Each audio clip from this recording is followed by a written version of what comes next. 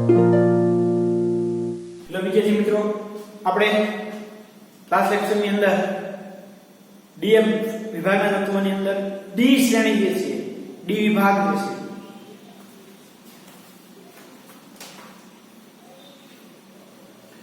Hello friends, આપણે D અને એ block એલિમેન્ટની ડિસ્કશન કરીએ છીએ.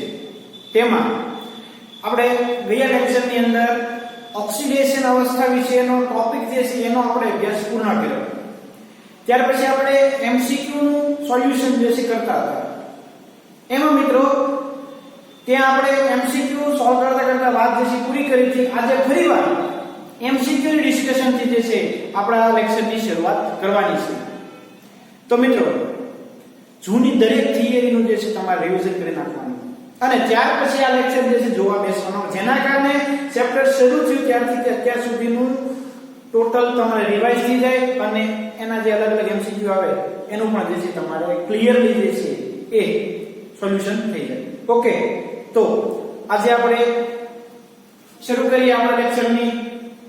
તેમાં પહેલા એમસીક્યુ છે પીએમટી 2009 ની અંદર આવી ગયેલો ક્વેશ્ચન કે આપેલ તત્વોની બહારની ઇલેક્ટ્રોન રચનામાં કઈ ઇલેક્ટ્રોનની રચના સૌથી વધુ સંખ્યામાં ઓક્સિડેશન અવસ્થા દર્શાવે? કોણ સૌથી વધારે ઓક્સિડેશન અવસ્થા દર્શાવે મિત્રો?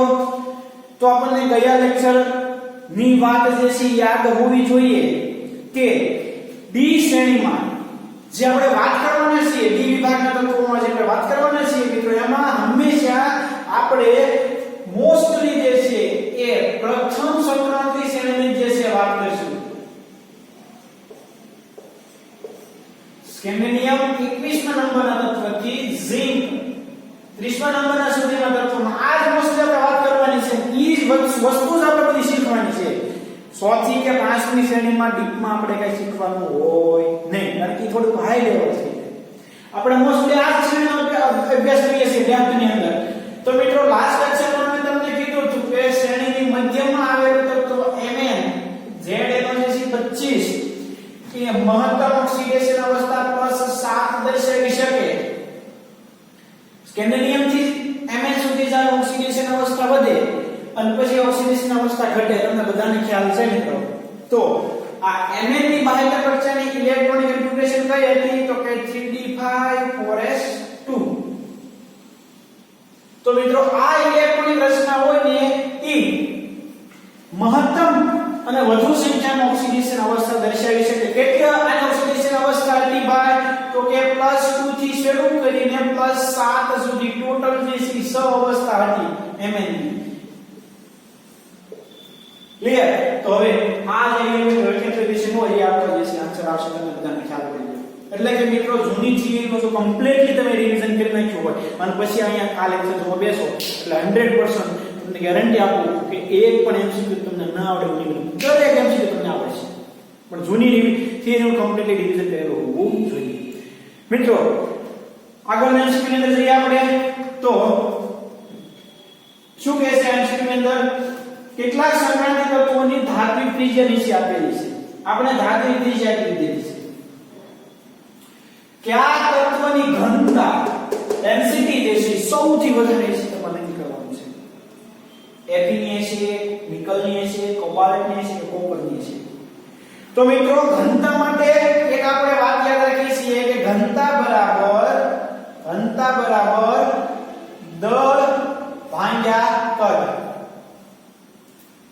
એટલે કે ઘનતા જે છે મિત્રો, ઘનતા એ દળ સાથે સમચલનની અંદર છે.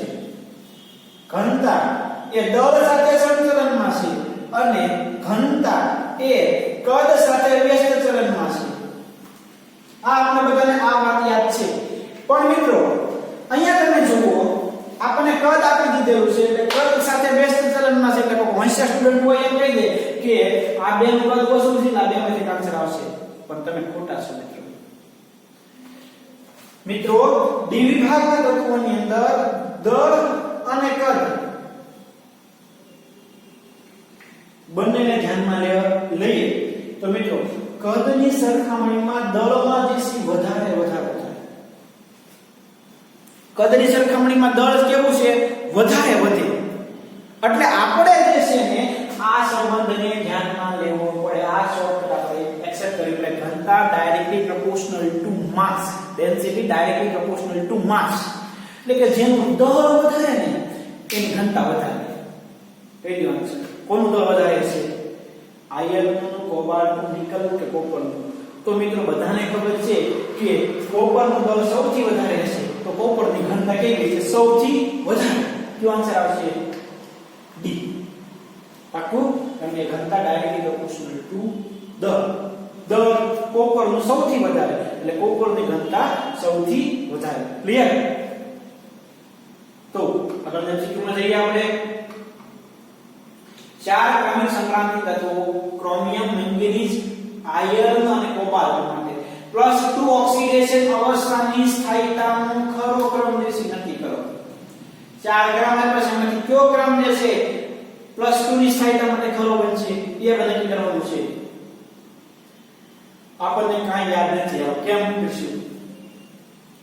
તો મિત્રો હંમેશા યાદ રાખવાનું કે જેમાં ડી કક્ષકની શરૂઆત થતી હોય, ડી કક્ષક જે પૂર્ણ થતી હોય કે ડી કક્ષક જે અર્ધ પૂર્ણ થતી હોય, આ બધા જે છે ને ક્યાંક કંઈક થોડો અપવાદ કે કંઈક પોતાના અલગ અલગ ગુણધર્મ રહેશે. આ ત્રણ વસ્તુ યાદમાં રાખવાની એમસીક્યુ સોલ્યુશન ની અંદર, કે કાં તો સેલેનિયમ, એમએન અને ઝિંક, આ ત્રણ માંથી કંઈક વસ્તુ યાદ રાખવાની. તો મિત્રો જો અહીંયા જો તમે આ એમએન, એમએન 2 ઇલેક્ટ્રોન ગુમાવીને Mn+2 થાય ત્યારે એની ઇલેક્ટ્રોન કન્ફિગરેશનમાં 3d5 હોય. હવે આ 3d5 એટલે કેવી છે ભાઈ? તો અર્ધપૂર્ણ. આપણે ખબર છે જે કક્ષક અર્ધપૂર્ણ હોય અથવા તો પૂર્ણ હોય એની સ્થાયીતા કેવી હોય? વધારે હોય. તો મિત્રો આ Mn+2 ની સ્થાયીતા કેવી રહેશે? વધારે રહેશે. કમ્પેરેટિવલી D6 હોય, D5 હોય, D6 હોય, D7 હોય, D8 હોય કે D4 હોય, D3 હોય, એ બધા જ ની સરખામણીમાં D5 ની સ્ટેબિલિટી કેવી હોય? સૌથી વધારે. તો મિત્રો Mn+2 માં D5 છે એટલે Mn+2 ની સ્થાયીતા સૌથી વધારે હોય. તો આ એબીસીડી માં જુઓ તો Mn+2 ની સ્થાયીતા સૌથી વધારે હોય કેવો ઓપ્શન છે? એક જ ઓપ્શન છે એમાં કે Mn ની સૌથી વધારે છે. મિત્રો ક્રોમિયમમાં 3d4 હોય, સ્થાયી ન હોય. Ab+2 માં 3d6 હોય એટલે નો હોય, એટલે આ બે ઓપ્શન થઈ જાય. કોબાલ્ટમાં નો હોય. તો હવે મિત્રો એક જ ઓપ્શન બાકી રહ્યો કે Mn+2 જે છે એમાં 3d5 હોય એટલે સ્થાયીતા ખૂબ વધારે છે. એટલે આમાં જે છે કયો આન્સર આવશે? એ જ આન્સર આવશે. બીજું એક પણ આન્સર શક્ય નથી. કોના આધારે નક્કી કર્યું ભાઈ? તો કે જે અપવાદ આવ્યો આવે છે ને એના આધારે તે કે d5 અર્ધપૂર્ણ છે, અર્ધપૂર્ણ છે એટલે એની સ્થાયીતા કેવી હોય? વધારે હોય. ક્લિયર મિત્રો? આપણે કાંઈ નવી વાત નથી શીખતા મિત્રો, જૂની વાત જે આપણે શીખી ગયા છીએ એનું હું રિવિઝન કરાવું છું અને તમને MCQ સોલ્વ કરાવું છું. ક્લિયર? તો હવે આ MCQ તમને સમજાઈ ગયો છે. તમને બધી વસ્તુ યાદ ન હોય ને પણ આવા અપવાદી જો તમને યાદ હોય ને તો કોઈ પણ MCQ આ PMP 2011 નો ક્વેશ્ચન છે તમે આરામથી સોલ્વ કરી નાખો.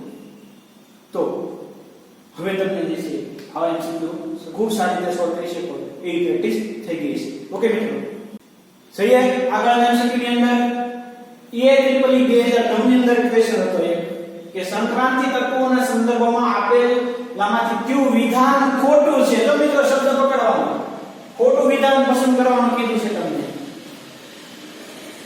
તો એમાં શું કહે છે? તો કે તેમની સામાન્ય ઓક્સિડેશન અવસ્થાઓ સાથે સંક્રાંતિ તત્વો તેના સંકીર્ણ સંયોજનમાં શૂન્ય ઓક્સિડેશન અવસ્થા પણ ધરાવે. ઉદાહરણ તરીકે NiCO4 એમાં નિકલની ઓક્સિડેશન અવસ્થા કેટલી હોય? 0 હોય. કેમ? તો કે કાર્બોનિલ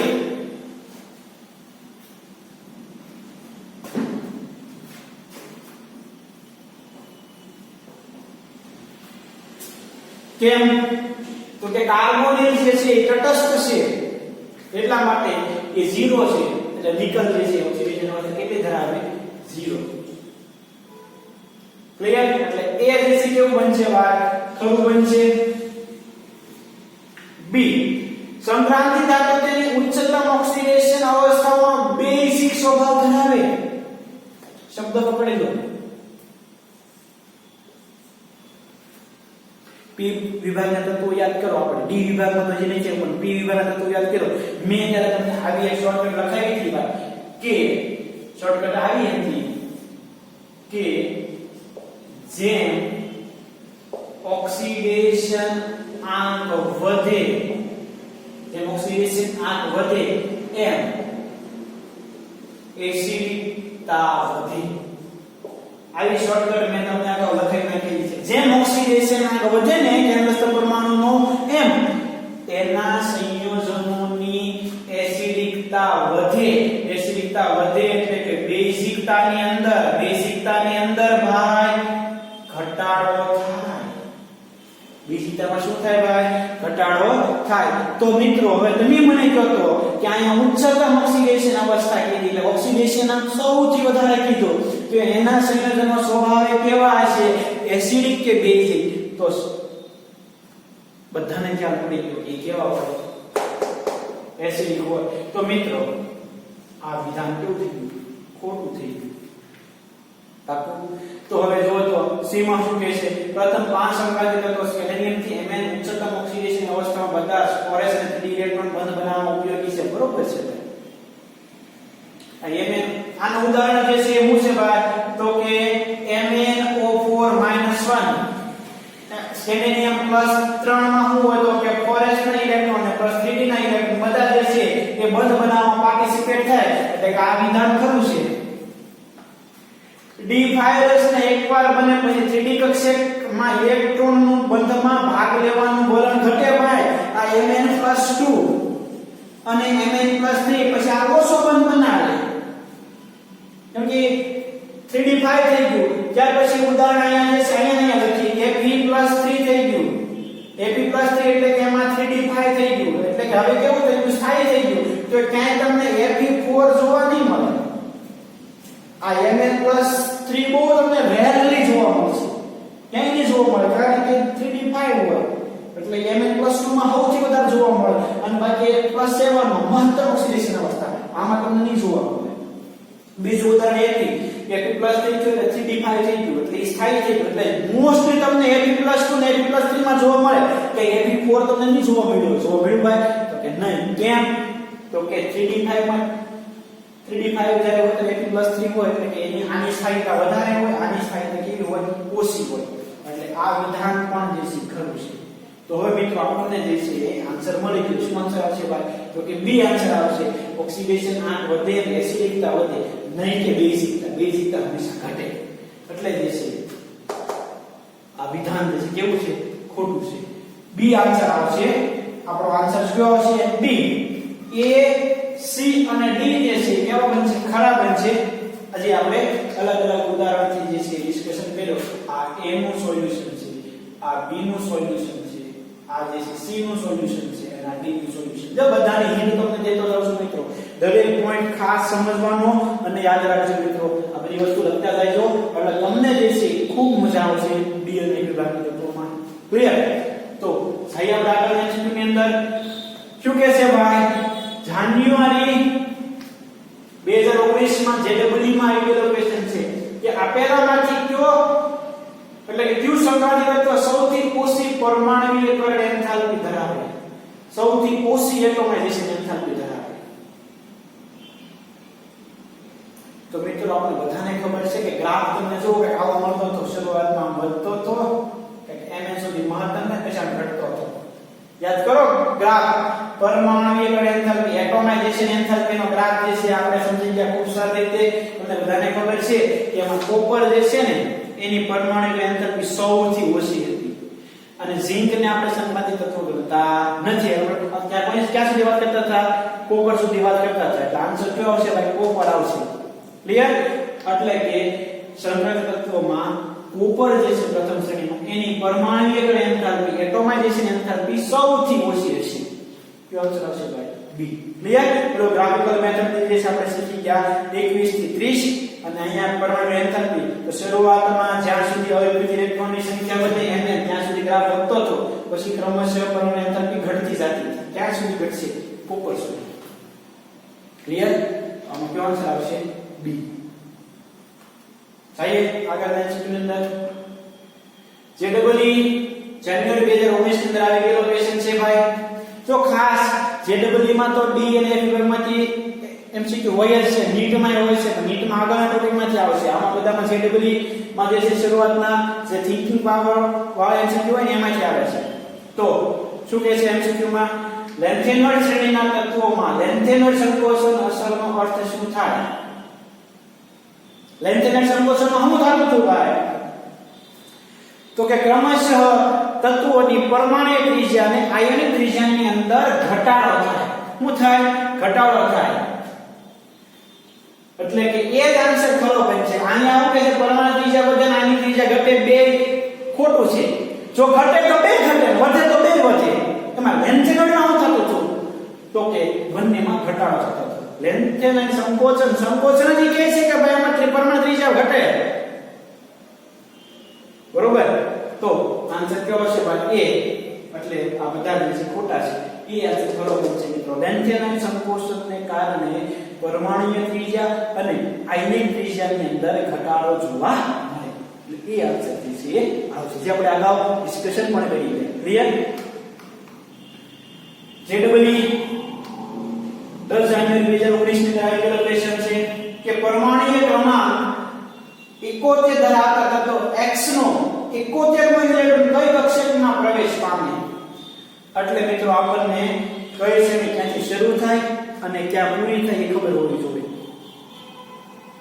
તો ખબર છે 57 લેન્થેનમ પછી 72 આત્મીયમ થી શ્રેણી શરૂ થાય તો 71મો તત્વ ક્યાં દાખલ થતો હોય તો f માં જ દાખલ થતો હોય મેં તમને અગાઉ જે છે લખાવેલા છે મિત્રો તમને હોમવર્ક ની અંદર પણ હું ક્યારે ક્યારે કહે છે 3D શ્રેણી 4D શ્રેણી એને એના જે છે ઇલેક્ટ્રોનિક રચના સંજ્ઞા પરમાણુમાં હોમવર્ક માં આપું છું કામ તો કે આવી બધી વસ્તુમાં જે છે આપણને યાદ રહે ખાસ સમજવાનું 57 લેન્થેનમ પછી તરત આત્મીયમ 72મા નંબર થી શ્રેણી શરૂ થતી હતી તો વચ્ચેના સૌ તત્વો ક્યાં હતા તો F વિભાગમાં હતા તો આ 71માં કીધો તો ઇલેક્ટ્રોન શેમાં દાખલ થતો હોય ભાઈ તો કે 4f માં દાખલ થતો હોય ક્લિયર તો આમાં જે છે શું આન્સર આવે ડી આન્સર આવશે તો મિત્રો સમજો નાની વસ્તુ જે છે ને એમાંથી એમસીક્યુ જે છે જેડબલઈ માં આવે છે નાના ટોપિક જે છે આપણે સમજવાના છે ક્લિયર તો મિત્રો 71મો એટલે કે F વિભાગનું તત્વ છે એટલે છેલ્લો ઇલેક્ટ્રોન 71મો ઇલેક્ટ્રોન ને 4f માં એટલે F કક્ષકમાં દાખલ થતો કઈ F કક્ષક હશે 4f કક્ષક હશે આગળ જઈએ હવે જેડબલઈ 2019 માઇક્રો જેડબલઈ નું ક્વેશ્ચન કે આપેલામાંથી કયું તત્વ સામાન્ય રીતે અલગ અલગ ઓક્સિડેશન અવસ્થા દર્શાવતું નથી વેનેડિયમ તો દર્શાવે ભાઈ વેનેડિયમ એટલે સ્કેન્ડિયમ બ્રિટેનિયમ વેનેડિયમ 23 માં નંબરનું તત્વ છે એટલે +5 સુધી V2O5 +5 સુધીની ઓક્સિડેશન અવસ્થા દર્શાવી શકે એટલે +2 +3 +4 +5 આ તો દર્શાવે સ્કેન્ડિયમ આપણે કાલ જે છે વાત કરી કે સ્કેન્ડિયમ ની બાહ્યતમ કક્ષામાં જે છે એ શું હોય તો કે 3D1 4s2 એટલે મિત્રો સામાન્ય રીતે સ્કેન્ડિયમ જે છે +2 ઓછો થાય છે સ્કેન્ડિયમ +3 જે છે કેવો છે મોર સ્ટેબલ છે એટલે મિત્રો સ્કેન્ડિયમ જે છે મોસ્ટલી +2 સાવ ઓછી દર્શાવે પણ +3 ઓક્સિડેશન અવસ્થા દર્શાવે ખાસ યાદ રાખજો એક મોસ્ટલી +3 દર્શાવે ટિટેનિયમ તો મિત્રો 22મા નંબરનું તત્વ છે એટલે +2 +3 +4 ત્રણ ઓક્સિડેશન અવસ્થા દર્શાવે આ કે દર્શાવે ભાઈ વેનેડિયમ જે છે +2 +3 +4 અને +5 આ બધી દર્શાવે આ કે દર્શાવે +3 આ કે દર્શાવે +2 +3 અને +4 આ કે દર્શાવે +1 અને +2 યાદ કરો કાલનો પોસ્ટર આવ્યું જોઈએ લાસ્ટ લેક્ચરમાં તો હવે મિત્રો આપણે ખ્યાલ પડી ગયો છે એક જ આન્સર આવે કયો આવે સ્કેન્ડિયમ આવે સ્કેન્ડિયમ જે છે ફક્ત એક જ ઓક્સિડેશન અવસ્થા દર્શાવી શકે +3 કે +2 વાળું સંયોજન ન આપે કારણ કે જો +2 વાળું બનાવે તો એક 3D1 રહે એટલે મિત્રો એ ઇલેક્ટ્રોન 3D1 માંથી પણ ઇલેક્ટ્રોન જે છે એ દૂર થઈ અને સ્કેન્ડિયમ +3 વાળું મોર સ્ટેબલ સંયોજન જે છે ફોર્મેશન પામે ક્લિયર તો આમાં જે છે આન્સર શું આવશે ભાઈ બી જો મિત્રો નાના નાના ટોપિક પણ ખાસ સમજવા રેખાને યાદ રાખવા છે. ખાસ જે છે જેડબલ્યુ ના એમસીક્યુ આપણે સોલ્વ કરીએ છીએ. સમજજો મિત્રો, દરેક ટોપિક ને એમસીક્યુ પ્રાધાન્ય દઈ અને એમસીક્યુ જે છે ડિસ્કશન કરજો અને જે છે શોર્ટકટ લખતા રહેજો મિત્રો. એટલે જે છે આપણને ક્યારેય જે છે પ્રોબ્લેમ નહીં પડે ડીએફ વિભાગમાં, બરોબર. તો જોઈએ આપણે આગળના એમસીક્યુ ની અંદર જેડબલ્યુ એપ્રિલ 2019 ની અંદર આવેલો ક્વેશ્ચન છે કે પ્રથમ આયનીકરણ એન્થાલ્પી માટે કયો ક્રમ યોગ્ય છે. મિત્રો આયનીકરણ enthalpy, ionization potential, ionization energy ની વાત કરે છે. તો હવે તમને ધારો કે બધાનો ક્રમ યાદ ન મળે, પણ મેં તમને એક ચોખ્ખી વાત કરેલી છે કે આ જે આવતું હોય એને પકડવાનું, આવું કે આવું એને પકડવાનું છે કે તો કે Zn છે. જો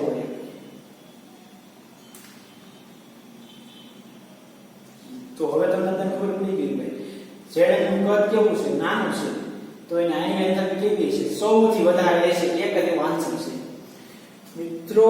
મેઈન પોઈન્ટ ને પકડતા છે, અપવાદને જોઈ લો ને એટલે વસ્તુ તમને આવડી જાય. તો મિત્રો આપણે બધાને ખબર છે કે આવર્તક કોષ્ટકની અંદર, આવર્તક કોષ્ટકમાં ડાબીથી જમણી તમે જાઓ, ડાબીથી જમણી એમ પરમાણુય ત્રિજ્યા ઘટે, આયોનિક ત્રિજ્યા ઘટે. તો મિત્રો આયોનાઇઝેશન એનર્જી શું થશે ભાઈ? વધશે. તો સૌથી વધારે કોની હશે? Zn ની હશે.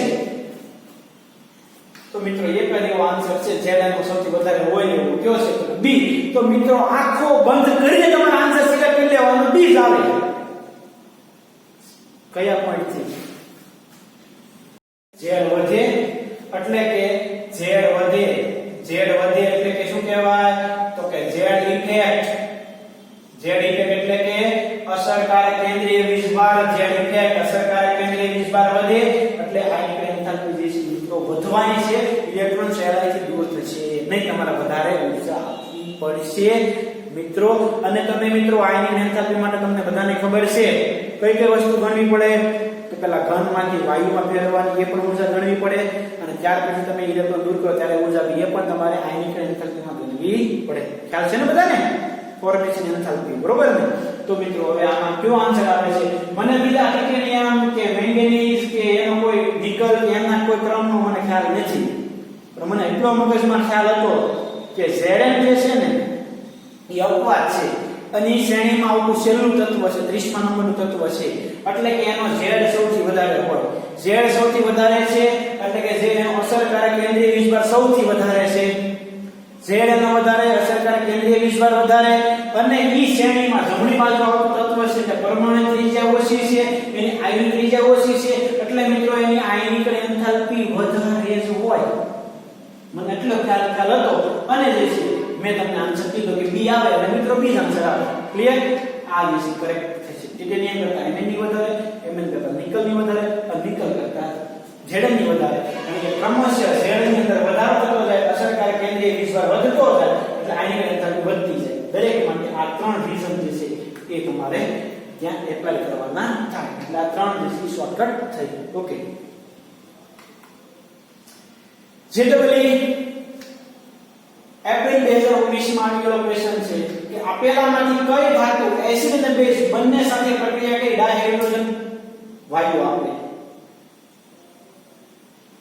તો મિત્રો આયર્ન, મેગ્નેશિયમ અને મર્ક્યુરી ક્યારે જે છે એ એસિડ અને બેઝ સાથે પ્રક્રિયા કરશે નહીં. પણ મિત્રો ઝિંક જે છે એ ઉભયગુણી છે. ઝિંક એ શું છે? ઉભયગુણી છે. એટલે એસિડ સાથે પણ પ્રક્રિયા કરી શકે અને બેઝ સાથે પણ પ્રક્રિયા કરી શકે. યાદ રહી જશે. આની સાથે સાથે પી બ્લોકમાં કયું તત્વ હતું ઉભયગુણી હતું ભાઈ? તો એલ્યુમિનિયમ છે એ પણ ઉભયગુણ ધર્મી હતું. અને અહીંયા કયું આવ્યું? ઝિંક આવ્યું. આ બંને કેવા છે ભાઈ? તો કે ઉભયગુણી, ઉભયગુણધર્મી. ઉભયગુણધર્મી એટલે કોને કહેવાય ઉભયગુણધર્મી?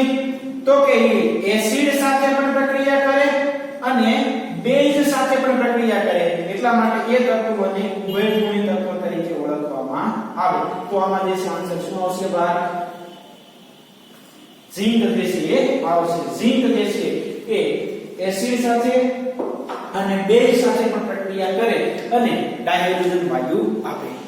આમાં કઈ પ્રક્રિયાને અંતે કઈ નિપજ મળે એ મિત્રો હું તમને જે આગળ એ રિએક્શન આવશે ત્યારે હું તમને કહીશ કે જો આપણે જે ZW 2019 નો ક્વેશ્ચન હતો એમાં ઝીંક જે છે HCl સાથે કે આ એસિડ સાથે આ રીતે પ્રક્રિયા કરે, બેઝ સાથે આ રીતે પ્રક્રિયા કરે. પણ ખાસ અત્યારે મગજમાં નાખી દો ઝીંક એ કેવો છે? ઉભય ગુણધર્મી છે. કેવો? ઉભય ગુણધર્મી. ક્લિયર? તો જઈએ આપણે આગળના MCQ ની અંદર. હવે 2019 માં આવેલો ક્વેશ્ચન છે ભાઈ કે આપેલામાંથી કઈ જોડ સમાન આયનિક ત્રિજ્યા ધરાવે? ટ્વિન્સ તરીકે કયા કયા તત્વો જાણીતા ભાઈ? તો ઝિર્કોનિયમ અને હાફનિયમ હતા. એની સાથે સાથે બીજા કયા હતા? તો આપણે બધાને ખબર છે કે મોલિબ્ડેનમ અને ટંગસ્ટન લેન્થેનોઇડ સંકોચન થતું હતું. લેન્થેનોઇડ સંકોચનને કારણે મોલિબ્ડેનમ અને ટંગસ્ટન જે છે એ પોતાની આયોનિક ત્રિજ્યા અને એની પરમાણુ ત્રિજ્યા જે છે એક સરખી ધરાવે અને મિત્રો જે છે એ ટ્વિન્સ તરીકે જોડિયા તત્વો તરીકે ઓળખાય. તો ZW 2019 નો ક્વેશ્ચન છે, ખાસ યાદ રાખવાનું. મોલિબ્ડેનમ અને ટંગસ્ટન જે છે એ ટ્વિન્સ જોડિયા તત્વો તરીકે ઓળખાય. બંનેની જે છે એ આયોનિક ત્રિજ્યા એક સરખી હોય. ક્લિયર? સિલ્વરની પરમાણુ ત્રિજ્યા કોની નજીક હોય મિત્રો? ZW 2020 ની અંદર એટલે કે લાસ્ટ જાન્યુઆરી ની અંદર આવી ગયેલો ક્વેશ્ચન છે કે સિલ્વર ની પરમાણુ ત્રિજ્યા કોની નજીક હોય? તો સિલ્વર એટલે આપણે ખબર છે જમણી બાજુ તત્વ આવે.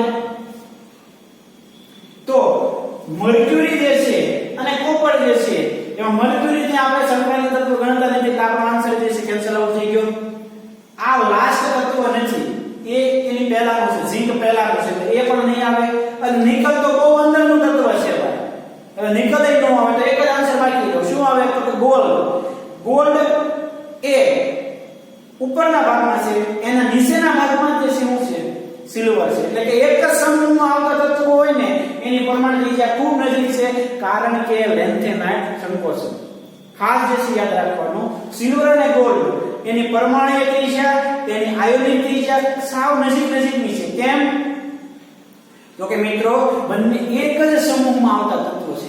એક જ સમૂહમાં આવતા તત્વો હોય તો એની પરમાણુ ત્રિજ્યા અને આયોનિક ત્રિજ્યા કેવી હોય? સાવ નજીકની ખરેખર હોવી ન જોઈએ, પણ કેમ છે? તો એનું કારણ છે લેન્થેનાઇડ સંકોચન.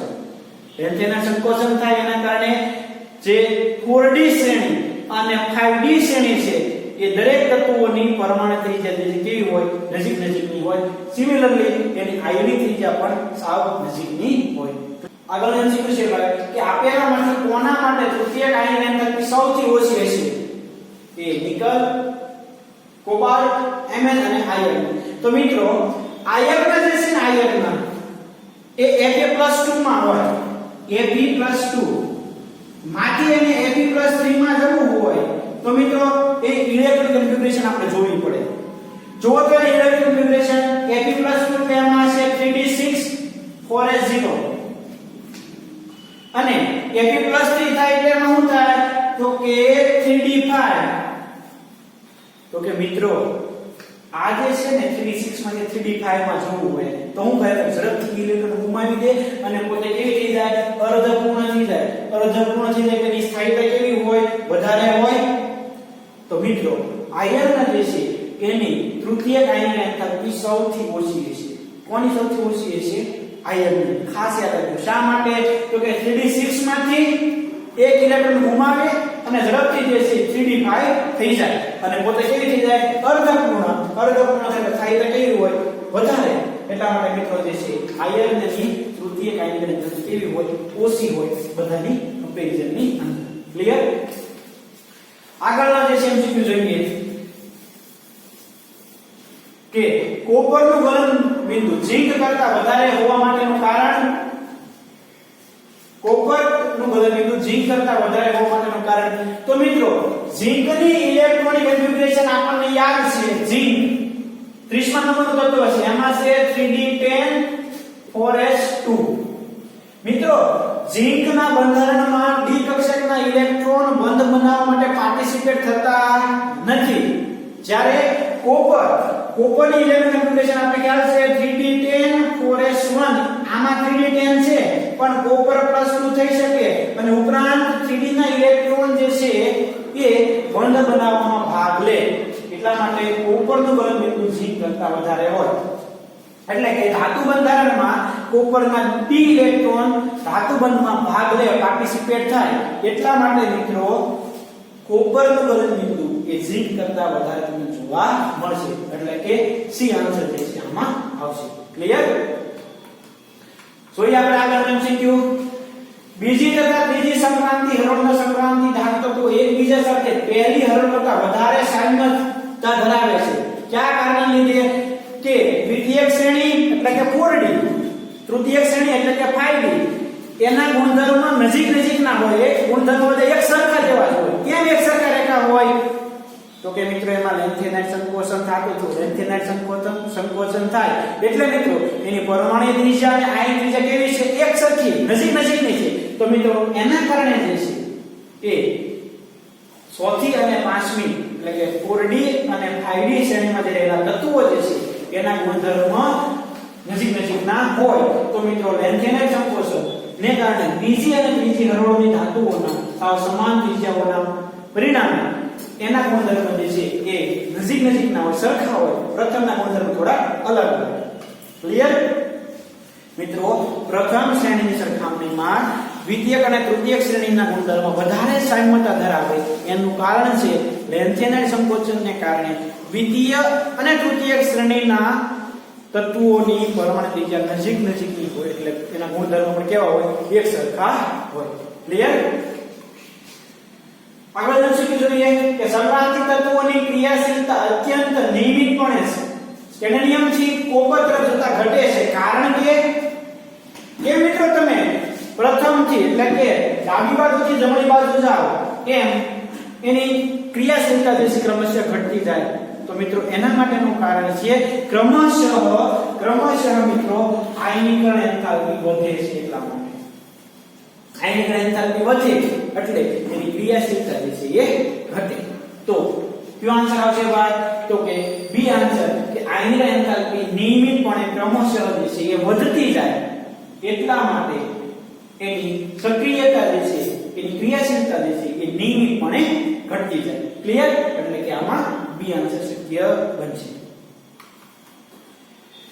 એમસીક્યુ જોઈ લઈએ એક લાસ્ટ એમસીક્યુ ભાઈ કે ધાતુ પરમાણુમાં +6 ઓક્સિડેશન અવસ્થામાં હોય તે ધાતુને ઓળખો કે નીચેનામાંથી કયા કેન્દ્રસ્થ પરમાણુ એટલે કે Mn નિકલ ક્રોમિયમ જે છે બંનેમાં કોની ઓક્સિડેશન અવસ્થા +6 છે એ આપણે કેલ્ક્યુલેટ કરવાની છે તો ગણીએ ભાઈ તો કે Mn +4 * -2 = -1 8 સામેનું બદલે તો +8 એટલે Mn કેટલા આવશે ભાઈ તો કે +7 એટલે આ આન્સર નહીં આવે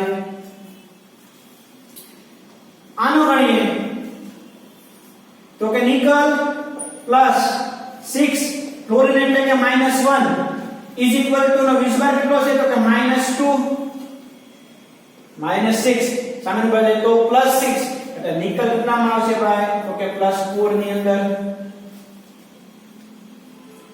અહીંયા ગણીએ ક્રોમિયમની તો મિત્રો ક્રોમિયમ +6 સાયનાઇડ એટલે કે Cn-1 એટલે Cn -1 આવશે વીજભાર કેટલો છે -3 તો કેટલા આવશે = -3 તો -6 સામે બાજુ તો +6 એટલે ક્રોમિયમ કેટલી આવશે ભાઈ તો કે +3 તો હવે ડી ઓપ્શન બાકી છે +6 થાવી જોઈએ ગણી લઈએ ક્રોમિયમ પ્લસ ઓક્સિજન કેટલા છે 2 ઓક્સિજન એટલે કે 2 ઓક્સિજન ઇન્ટુ ઓક્સિજન ની -2 સિંગલ લખતા હોય એટલે -2 પ્લસ 2 ક્લોરીન ક્લોરીન ની કેટલી હોય -1 = 0 2 into 2 -4 -2 -6 સામેની બાજુ જાય તો +6 તો મિત્રો આમાં જે ક્રોમિયમ જે છે એ કેટલી ઓક્સિડેશન અવસ્થા દર્શાવે +6 પછી મિત્રો આવા જે સંકીર્ણ સંયોજનો હોય અને જ્યારે કઈ રીતે ઓક્સિડેશન ના ગણાય એ તમે ડેપ્થ ની અંદર આગળનું જે ચેપ્ટર છે સંકીર્ણ સંયોજનો એમાં તમે શીખશો આ વીજભાર જે છે બરાબર સામેની બાજુ આવે એટલું યાદ રાખવાનું બાકી જે છે તમે આગળ ઓક્સિડેશન આ કરતા ડીપની અંદર શીખશું. ક્લિયર? તો આમાં CrO2 Cl2 જે છે એમાં ક્રોમિયમ ઓક્સિડેશન કેટલો છે +6. ક્લિયર મિત્રો? તો આજે જે છે આપણે બહુ બધા MCQ ની જે ડિસ્કશન કરી, તો તમે દરેક MCQ ને ખૂબ શાંતિથી કેરફુલી જે છે એ જોજો અને જે છે જો શોર્ટકટ જે લખતા જશો તો લખતા જજો, જેના કારણે આપણને ક્યારેય જે છે MCQ ભૂલાય નહીં. ક્લિયર? તો આજે અહીંયા સુધી રાખીએ. હજી જે છે આગળના લેક્ચરની અંદર આપણે MCQ ની ડિસ્કશન કરવાના છીએ, ત્યાર પછી જે છે આપણે આગળની નેક્સ્ટ થિયરીમાં જઈશું. ઓકે, તો આજે આપણે અહીંયા સુધી રાખીએ. Thank you.